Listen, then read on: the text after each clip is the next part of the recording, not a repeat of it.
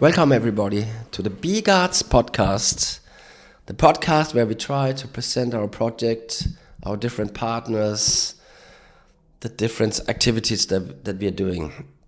I also feel that it's very important that we sometimes also talk with people from outside the consortium, because one of the main aims of the Bee Guards project is the sustainability of beekeeping, and therefore we have to listen and to see what happens outside our consortium. My name is Flemming Vejsnæs, and today I'm in Padova, where we have a colors meeting on monitoring, on bee rep, on nutrition, and there I have the log that Maria from Ukraine is here. Hi everybody, pleasure to talk to you. And Maria, before I explain what we want to talk about, please present yourself. I mean, who are you? What are you doing? And where in Ukraine do you live? I'm Maria Fedoriak. I live in Chernivtsi city, which is southern western part of Ukraine. We are very close to European Union in terms of we are only 40 kilometers from the border with Romania. Yes. I'm a head of Department of Ecology. I'm professor. All my life I studied living creatures, and now I really get involved with bees and beekeepers a lot. But of course, today there is another big issue in my country, and thank you, Flemming, for this possibility to speak for Ukrainian beekeepers and for Ukraine.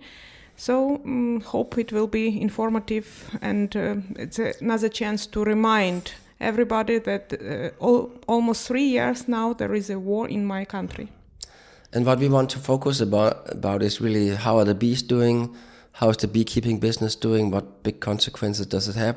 Everybody knows what consequences it has for the population, for the Ukrainian people, what happened there. So tell us a little bit about the Ukrainian beekeeping. Yeah, maybe as an introduction, I would just like to say that Ukraine is a big country, and we have different physiographic zones, including Carpathians, including mixed forest, including steppe region, with different physiographic conditions, with different sources of nectar and plants and agriculture, which is really developed well in Ukraine. Also, we have various breeds of bees, and of course, we have a long history of beekeeping. Ukraine is called Honeyland, Yes. and sometimes it is called undiscovered Honeyland because not so many colleagues are coming to visit us and to learn about beekeeping in Ukraine. At the same time, Ukrainian beekeepers are very successful. The honey is of high quality, and also there are many traditions of other products such as bee bread, royal jelly. Also, it's pollen. It's all kinds of alcohol drinks made of bees and other bee products. Meat, yes. Yeah, which is very famous. And even stronger stuff. Yeah, also possible. Also, there is this tourism when people are attracted to go to the Carpathians to see the bees in nature. And apitherapy, which is not well known in different parts of Europe. Some countries do have this habit when there are small houses and alive bees, alive colonies in hives under the knees of the bed. So you enter inside and you sort of can lay down or even oversleep during the night on a bees. So you feel the smell of a live hive, you feel this warm temperature, warm air, full of smell of honey and plants, and it's extremely relaxing and pleasant. So many people like it and they go to enjoy such a apitherapy. You remember I had the luck that you invited me for a talk at your university, and then we made a talk in your beautiful country, really. And what we did is we visited different beekeepers, and at one of the beekeepers, I mean, he had a hotel with bee colonies under the bed in the wall, and he even had, I would call it a coffin A colony where the bees were in the bottom, and then you could lay in there, and I was laying in there and exactly. And as far as I remember, it was some even masks that you put on your face and breathe inhale directly from the hive. Yeah. Let's get some hard facts. How many beekeepers? How many colonies? Because your country is big. When it comes to precise numbers, nobody is sure, because Ukrainian beekeepers would not really like to get registered that easy. Some of them are afraid of taxes and other maybe actions from the state to control, to make them pay some extra money for inspections and stuff like this. And especially during the war, this number of registered colonies was decreased, but now it looks like there is a new tendency. There is no subsidies anymore for Ukrainian beekeepers, but there are few grants. So if a beekeeper lost his apiary, he can apply for a grant and get it back. But to do it, the apiary should be registered officially and proved with the documents that it was lost, which is also not so easy, because many beekeepers simply were forced to leave their apiaries as they were, and of course they are destroyed for now. Many cases. So can you say approximately how many colonies? What do you believe personally? A number of beekeepers in your country? Just approximately. It's not. I think it used to be before the war 200,000 beekeepers. Yes. Okay. So it's a lot. It's a lot. But according to the official statistics, only approximately 60,000 beekeepers are registered. Okay. In 2024 for now. So it's. But again, when I visited you and we were driving around in the country, beekeeping was very, very visible from the road.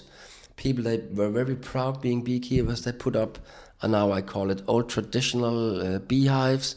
I think it was just kind of a sailing advertisement or so, but people are very proud beekeepers. Yeah.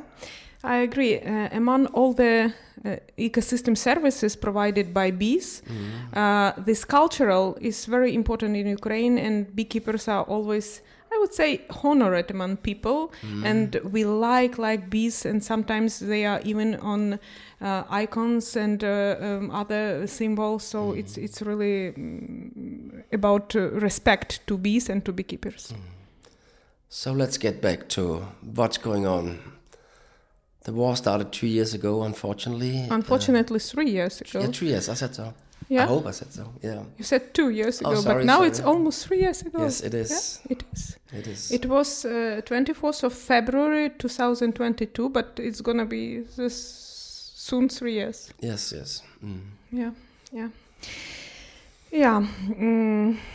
I must say that the situation in beekeeping in Ukraine was really severely impacted by the war, and trying to think about it, to share with you today within this podcast, I definitely see few bullet points, few topics which should be mentioned when we think about the impact of the war. First of all, and it's obvious that the territory where beekeepers could keep their bees shrunk.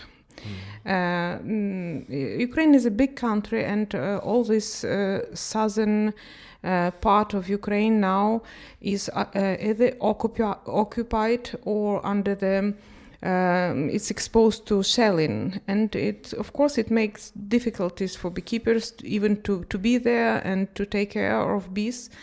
Approximately, it's hard to estimate, of course, but one can say that almost one third part of Ukraine is now hardly available for normal beekeeping. Okay. And it's huge territory, and it's what is essential that these territories in the eastern southern, especially eastern southern part of Ukraine.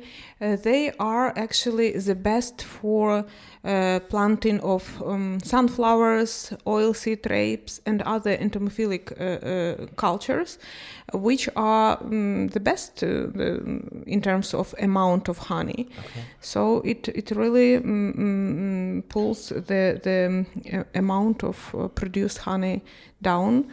And this is the first maybe consequence of the war, that the territory shrunk. Also, I must say that sector of beekeeping faces significant shortage of beekeepers themselves. Mm. So many beekeepers, they left their homelands, the small villages and their territory, and went either to the western part of Ukraine or abroad. And of course, many of beekeepers are now in protecting protecting Ukraine in Ukrainian armed forces, which is actually bringing another thing.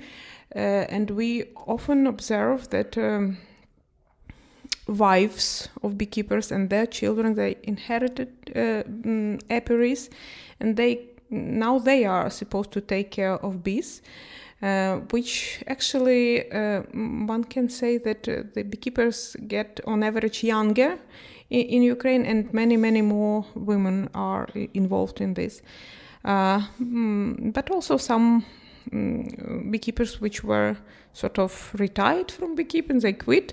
Now they feel they are needed, and they are back to take care of colonies. Mm-hmm. There are many people whom I know personally, and I would like to mention Vasil Palamar, who is the head of regional beekeeping association in my region. It's Chernivtsi region, city of Chernivtsi. He's an owner of a big apiary, about 200 colonies. So for more than 2 years now, he's enforced for Ukrainian armed forces, and his son Ostap, who is only 22 years old, now he is taking care of the apiary. He's highly enthusiastic, and I must mention that he was a master student at Chernivtsi National University, and now he's aimed to be a PhD student, so hopefully he will continue both in beekeeping and in science. Yeah, so it's about the changes in age and distribution of beekeepers, which are coming in these conditions, getting younger, and more ladies are taking care of bees right now. One more issue is that on the territories which are near the conflict zones or in conflict zones, of course, usage of pesticides is understudied, is poorly regulated. One can say that it's hard to take care of health of bees in such a conditions, because sometimes there are more urgent issues than thinking of health of bees, which should have some consequences for bee population. Another thing is concerning the supply of equipment for apiaries and other stuff like beewax foundations and things like this. It used to be a huge network in Ukraine of producers of such things needed for beekeeping, especially in Kharkiv. And also, it's interesting that there used to be annual meetings of beekeepers, such as exhibitions in beekeeping sector, where all the enterprises and companies would like to attract beekeepers. And it used to be that about 3,000-4,000 of beekeepers gathered together in Kharkiv or in Donetsk. Now both of these cities in the eastern part of Ukraine, they are Donetsk. It's a full disaster, and in Kharkiv there are also many missile attacks regularly, I would say. People are killed in such a city, so nobody would like to go there, and this habit sort of lost. When it comes to enterprises, some of them stopped, but the others are relocated to the safer regions of Ukraine, for instance, from Kharkiv to Vinnytsia and other centers, and they keep working and producing stuff which is necessary for beekeeping. And the last thing which I would like to say in terms of influence of the war, it's that Ukraine is losing bee breeds and subspecies. In these terms, there are no so far comprehensive big researches in this area. But the genome of bees is started to be studied. For example, at our university, at Chernivtsi National University, there is Department of Genetics and Biotechnology, and they do this research. Hopefully, it will be available soon.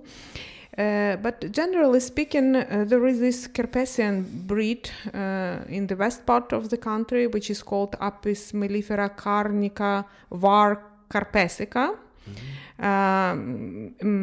Now it is changed a lot because the other breeds are introduced from other parts of Ukraine, and also some Austrian breeds, and it's really influences Apis mellifera carnica var. Carpatica. In the central and eastern part of Ukraine, there is Ukrainian steppe breed. This region is really under heavy influence of the war, and there are many examples when the good apiaries are destroyed. For instance, it was raised even on the authorities and the Ministry of Agriculture level that one of the owners of the best gene fund of Ukrainian steppe breed, he was at the army, and now he came back as a veteran of the war, and his apiary in Poltava region was completely destroyed. Okay. So there are many examples that we are losing our best gene fund. In Police we have Apis mellifera, which is sort of at least preserved in Chernobyl zone. So there is some dangers for our breeds. But at the end, we of course care about yield of honey, and we care about export, and we care about prices on honey. So when we speak about the data on export of Ukrainian natural honey, I searched and I found some information on the website of the State Customs Service of Ukraine. And I would like to say that in 2020, the highest amount of honey was exported from Ukraine, and it was about 90 tons of honey in 2020. In 2021, it was decreased significantly, and later on, especially in 2022, when the war started, it was only 48 tons exported from Ukraine. Next year, in 2023, it was 55,000 tons exported from Ukraine, but during the last year, 2024, it was about 71,000 tons. So we increased after the first years of war, which was, the supply chain, and people were distracted and things like this. Now it's getting back. But I must say that our beekeepers always struggle because of low price on honey. And in 2024, the price was really the lowest for last decades.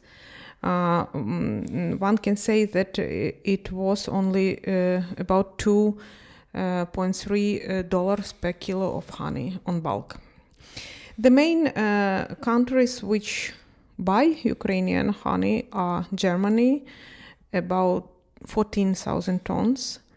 In 2024, USA, 10,000 tons, France, 7.7, Poland, 7.4, and also Spain, Belgium, and other countries.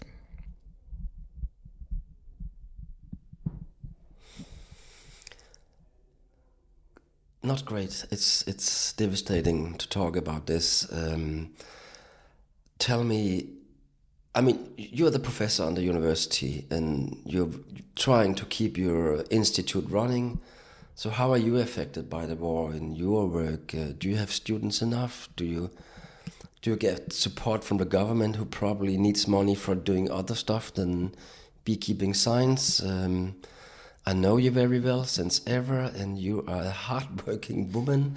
And you, even here in Padova, you are sending mails, talking with your students all the time. So tell me about, you are at home, you're trying to take care of what's there. You have your work, you even have your family.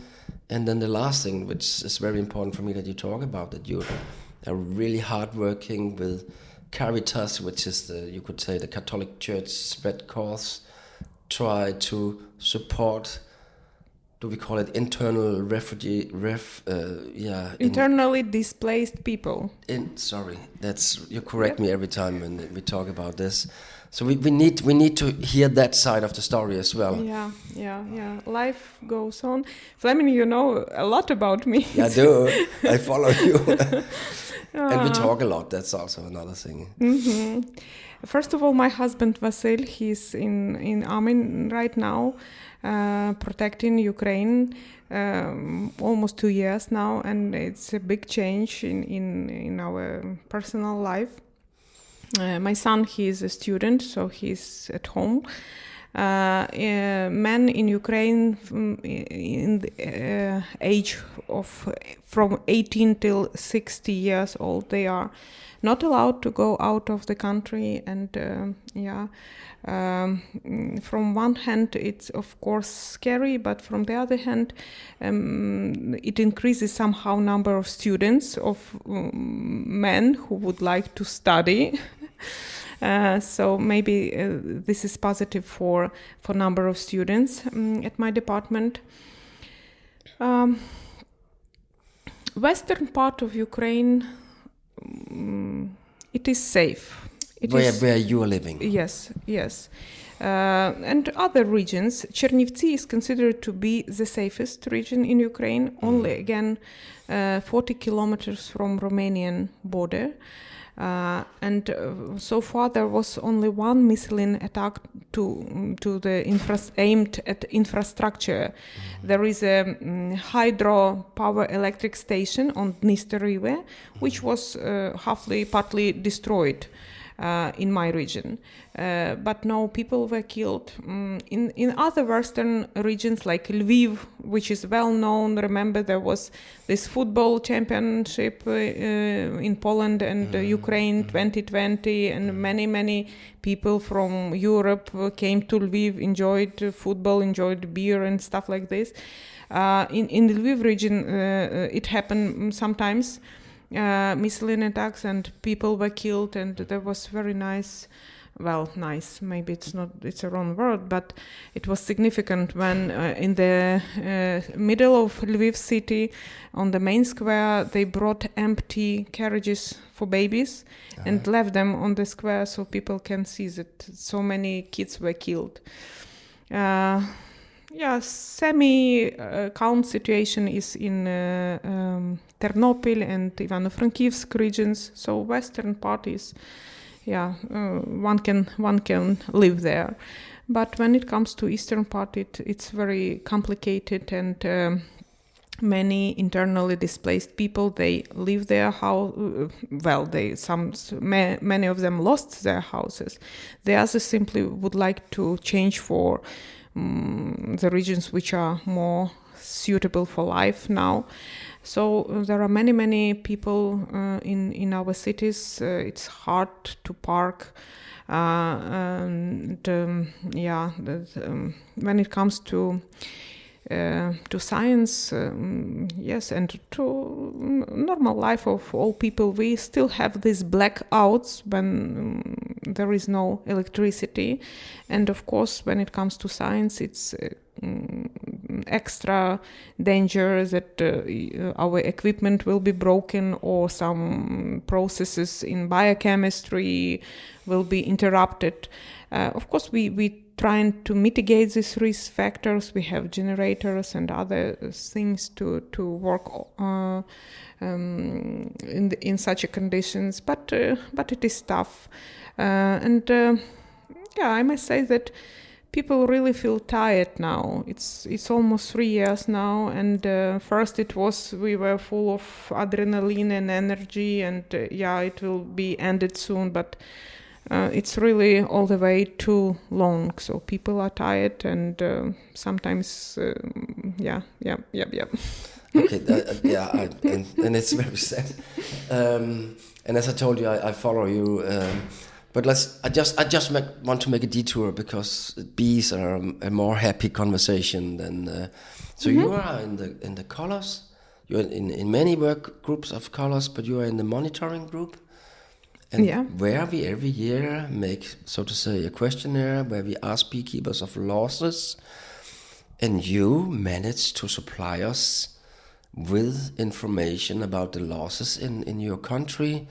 And please wrap up on how are you doing in your monitoring of winter losses?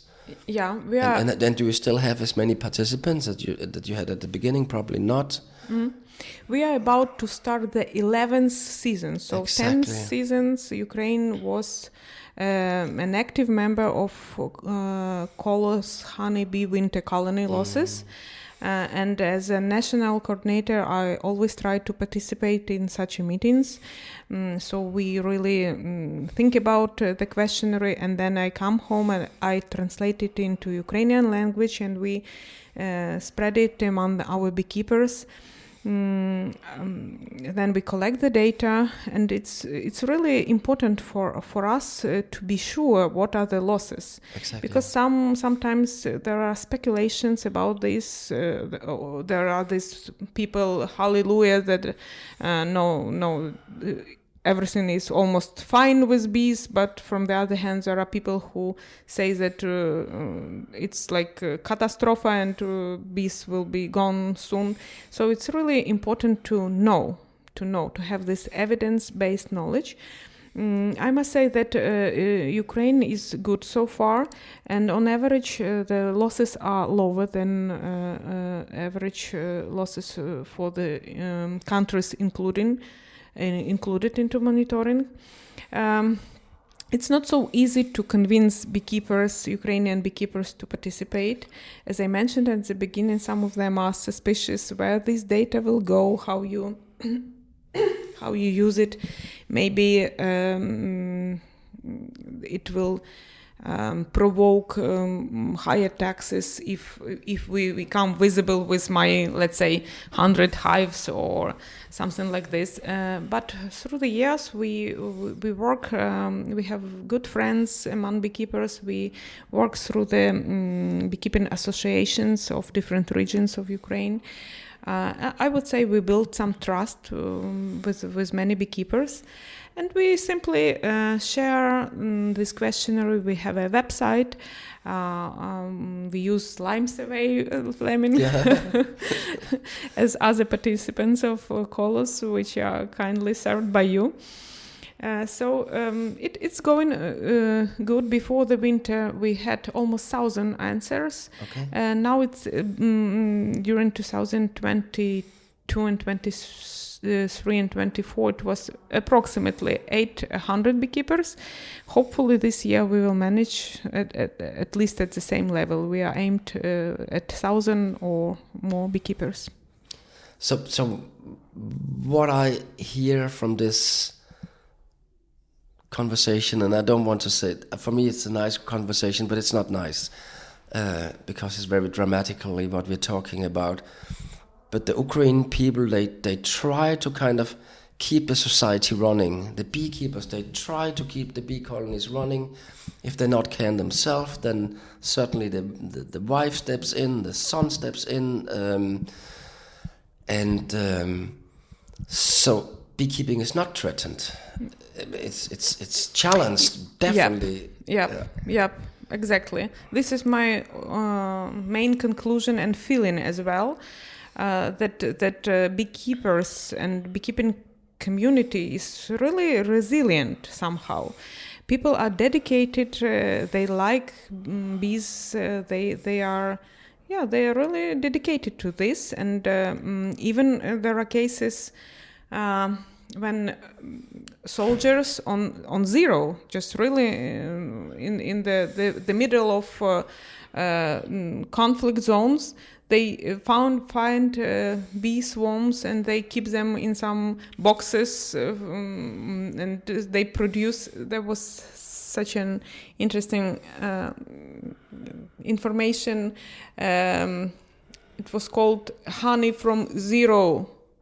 When the soldiers kept bees really near the war zone. Yeah. So it's fantastic. I feel that despite all the harsh conditions which I mentioned, this shrunk territory of beekeeping, these problems with beekeepers and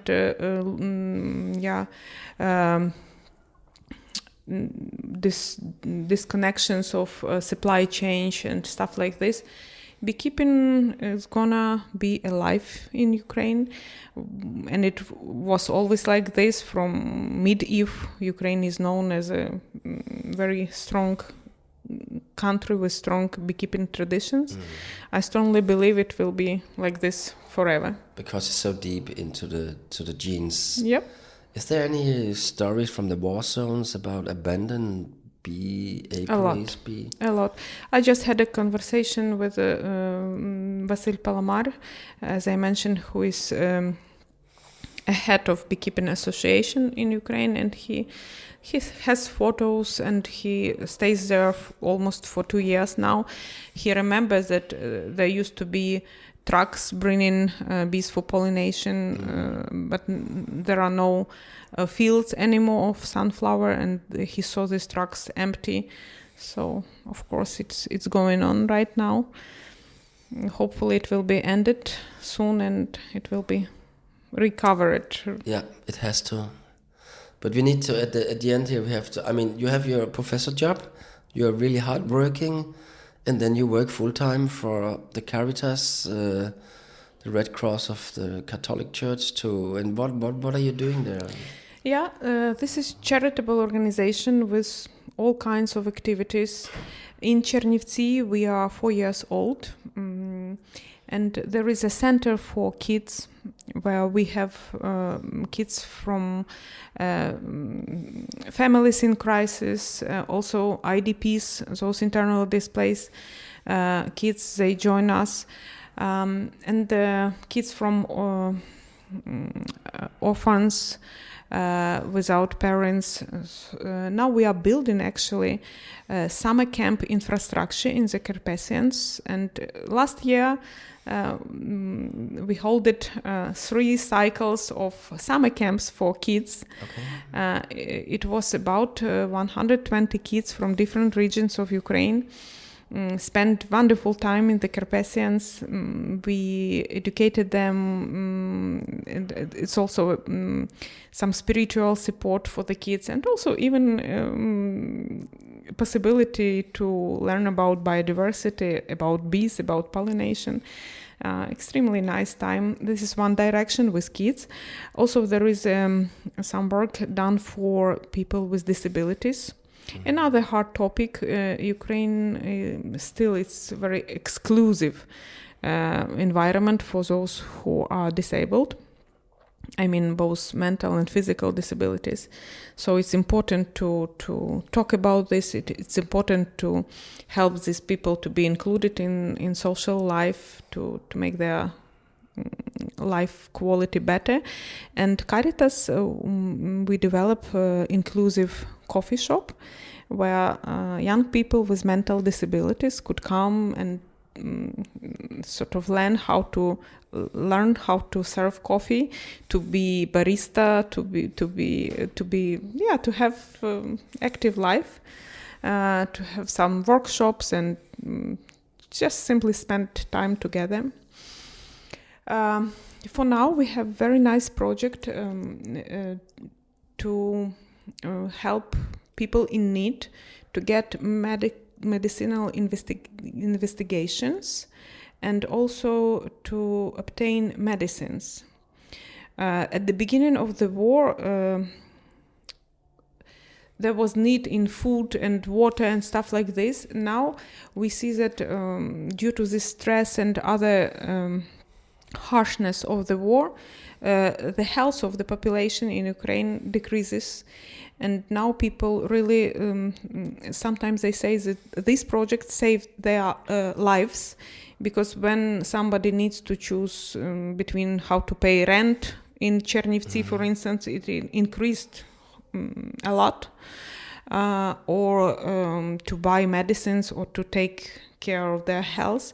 It's a complicated decision to be made.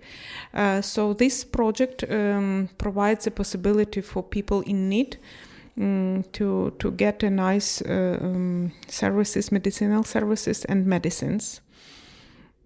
Also, there is a center who works for IDPs and other people in need.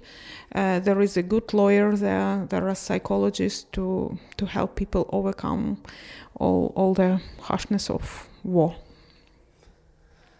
Okay. And finally, we have beautiful eco projects. At my department, we developed a program of non-formal ecological education, which includes some short theory and exciting laboratory works, field trips. Kids, they have a possibility to pick up plants and insects, so we learn about it. There is a laboratory work when you put earthworms in a jar with a soil of different color, and they mix the soil, and kids can really see how it works, how they change the structure of soil, how important are these animals for the functionality of ecosystems. This project was supported by Embassy of Finland first when we developed the program. Then Caritas France supported it to spread this program into other regions of Ukraine. Chernihiv, Sumy, there are centers, Caritas centers for kids, and they adopted this program. Very nice outcomes of this project as well. And now Confederation of Caritas of Romania, we got beautiful project with them, with our neighbors, with Romanian Caritas, and we called it Green Bridges. So we bridge Ukraine and Romania with this knowledge of sustainable development, of importance of biodiversity. Kids are coming. There are centers in our region near the border with Ukraine, and many people are involved. For instance, recently we saved a bat, and kids had the possibility to feed it, to pet it, and many other interesting things going on.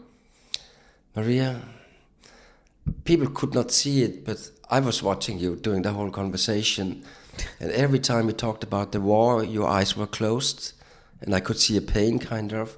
But at the end, when we started to talk about your projects, you started shining, and you were smiling, and you were laughing. So I wish the best for you, and I wish the best for your country, and this war has to stop in a fair way. We cannot keep going like that. So thanks a lot. Thank you for this possibility to speak. And I hope you remember about Ukraine. Yes. And what Russia always do to other countries. It's not normal like that. Okay, thank you.